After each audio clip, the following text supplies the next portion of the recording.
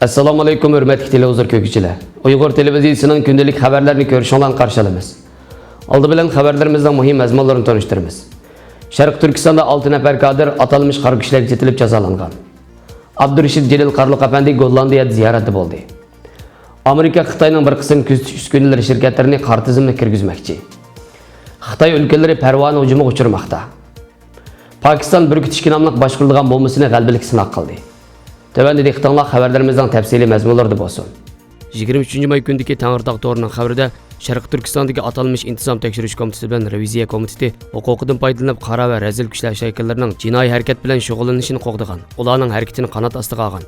Hatto Dilon yo'q qilib qara razil kuchlarning zarbidan qachishiga yordam bergan degandek yolg'on qalpoq bilan Jing nahiya Mandaniza Chorvachilik taraqqiyot rayonining yochik sekretari Qadirqon Qobil, Ili Qozoq Abnum oblastlik ma'rif idorasining muavin idora boshlig'i Yalqin Osman, Avat Nailik Cemaat Xavfsizlik İdaresi Amallık Başquruş Çoğ Atirtining siyasi yetakchisi Nurmamat Mahmud, Pichan Nailik Xalq İşleri İdaresining muavin idora boshlig'i Tahir Mehmet qatorliq Uyg'ur kadrini atalmış qaro kuchlarga chetib jazolagan.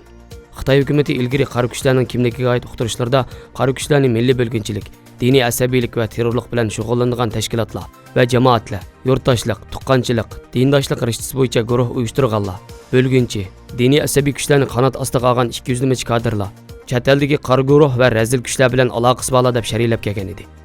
Muhojiratdagi Uyg'ur kuzatchilar Xitoyning Sharq Turkistondagi atalmış qaro kuchga zarba berish harakatining umumiy nishoni yanada Uyg'urlarga zarba berish bo'layotganligini ilgari surmoqda.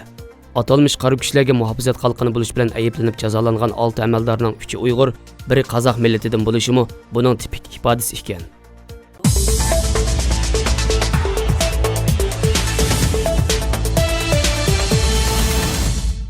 Türkiye Hacı Bayram Veli Üniversitesi Xalqaro Munosabat Fakulteti professori Abdurashid Jalil Qarluq apandi Gollandiyadagi Yevropa Sharq Turkiston ma'rif jamiyatining alohida taklif bilan Gollandiyada ziyoratda bo'ldi. 18 may kuni Abdurashid Jalil Qarluq Gollandiya Amsterdam shahrida 11 oydan beri yolg'iz kichik namoyishini izchil davomlashtirib kelayotgan fidokor Abdurahim G'aniyni qo'llab Uyg'ur sarxillari haqida so'z qildi va o'zi vatanda bo'lib qolgan bo'lsa Xitoyning jazo lagerlariga kirib ketadiganligini aytish bilan chet eldagi ziyolilarga xitob qildi. O namoyishda o'zimi birga ziyoratchilarga vatan ahvolini tushuntirib, Yevropa Ittifoqi, Birlashgan Davlatlar Tashkiloti kishilik huquq organiga sunilgan jadval, lozing kraxtlarga imzo qo'yib, videolik so'zlab barliq vatandoshlarni bu harakatni qo'llash va qatnashishga chaqiriq qildi. Abdurahim G'ani Abdurashid Jalil Qarluqning kechich aram olmagan va ro'zdor holatda bo'lsa-mu, yo'lni yiroq ko'may namoyish maydoniga kelib qo'llab berganligidan alohida xursandligini bildirdi. Abdurashid Jalil Qarluq Gollandiyadagi vatandoshlarga leksiya so'zlab, Uyg'urlar davlatini tirildirish uchun avval milliy manfaatni asos qilgan holda millatlashish, ittifoqlashish orqali milliy davlatga asos solish, bu milliy davlatni tirildirish uchun yolg'iz Uyg'urga tayanib bo'lmaydiganligi, davoyimizning yolg'iz Uyg'urning davosi bo'lmasdan butun Sharq Turkiston zamini va uningdagi barliq mavjudotlarning davosi ekanligi, Qozoq, Qirg'iz, O'zbek, Tatar, Tojik va o'zini Sharq Turkistonlik sanaydigan, Sharq Turkiston mustaqilligini qo'llaydigan barliq qavmlar, bo'libmi qo'shni turk qarindoshlar, musulmonlarni bu da'vo qatnashtirishning muhimligini ta'kidlab, Xitoyning vatanimizdagi ishg'oliyatini yo'qotish uchun eng avval ideyamiz, ko'nglimiz, uyimiz, so'z harakat, til yoziqimizdagi Xitoy asoratlarini pokiz yo'qotishimiz kerakligini, qalb tozlanmay turib vatan tozlanmaydiganligini aytdi. Bugün bula Uyghur ulaşının, Şarkı Türkistanlık ulaşının aşı millet üçün söz kıygan, yazgandan bedeline ağır bir şekilde tödavatır. Ben eğer Beycan'da olgan bolsam, eğer Ürümçi'de olgan bolsam, bulanın Katar'da belki çürük ketken bulattım. Belki yok olgan bulattım. Bugün ben sırtta, erkin dünyada, şu an biz Amsterdam'da, Dam Meydanı'da, Abdülhamidcan yenimdeki kardeşimiz, bu ziyalilerimizle birge benimki can dostum, kardeşim, akamның ornadaki ilham toxtunumu, bu şu medeni dünyada, bu şu zulümlü dünyayı tanıştırıp atılıyor.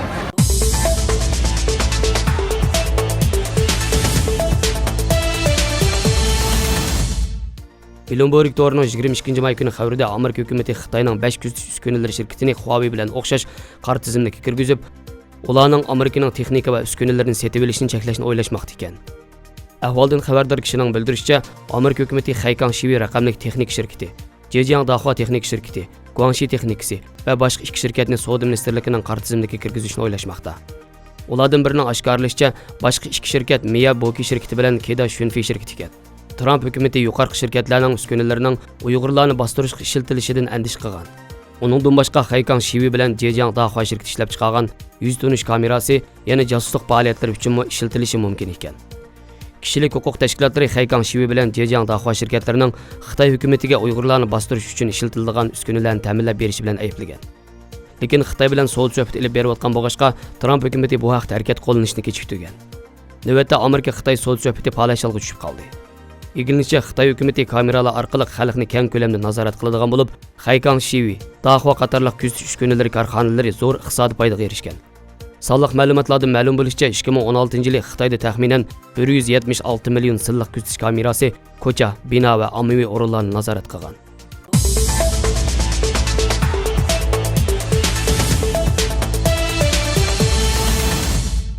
O'tliq tun parvonasi Birlashgan Davlatlar Tashkiloti Ochliq yezigilik tashkiloti oldin signal bergan zo'r yezigilik ziyonda shasharati.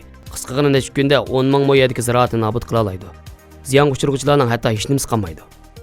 O'tliq tun parvonasi ko'miqonoq, shakar qo'mish, kevaz, oqqonoq, shal, o't-cho'p qatorliqlarni zo'r darajada vayron qiladi. Ziroatlar ziyon uchirgandan keyin odatda mahsulot miqdori 20% dan 30% gacha kamayib ketadi. Ig'ir bo'lganda usul aql bo'lmaydi. Xitoy yezigilik texnikasini kengaytirish mulozimat markazi yaqinda o'simliklardagi kasallik va hasharot ofati to'g'risida xabar e'lon qilib, 4-apreldan buyon o'tliq tun parvonasining tarqalish yamrash surati ko'rinarli tezlashgan ekan. 10 may kunigacha 13 o'lka, 61 shahar, 261 nahiyadagi lichinkalar ziyon solgan ko'miqonoqlikni tekshirganda, dastlabki statistikada yuz bergan ko'lam 1,80,000 mo'ga yetgan ekan. Navbatda o'tliq tun parvonasining ko'rilgan doirasi keng. Kengayish surati tez, ziyon solish darajasi ig'ir, o'lchab tekshirish, oldin olish va kontrol qilish intayin qiyin. Shundaqla parvonalar yillik ko'payish rayoni qurib olgan hamda yoz fasllik rayonni shakllantirgan bo'lib, Xonxi, Xuayxi, Xayxi daryolarining yozliq ko'miqonoqi va shimoldagi atyozliq ko'miqonoq ishlab chiqarish rayonlarining bexatarligiga zo'r tahdid paydo qilgan.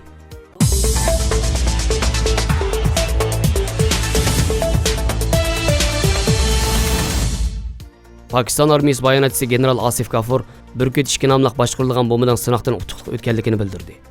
General Gafur ijtimoiy tarmoq orqali bayonot berib, Burkut 2 nomli quruqliqdan quruqliq qo'yib berilgan ballistik boshqarilgan bombasining g'albilik oxirlashganligini, odatdagi va yadro o'q besh ilib yuradigan mazkur boshqarilgan bombadan yetib berish musofasi 1500 kilometr ekanligini, bombaning Oman dengizidagi nishon utuqliq pachaqlab tashlaganligi, Burkut 2 Pakiston ehtiyojli bo'layotgan rayon xarakterlik muqimlik uchun zarur bo'lgan yaltaydurg'ichi kuchga ekanligini bildirgan.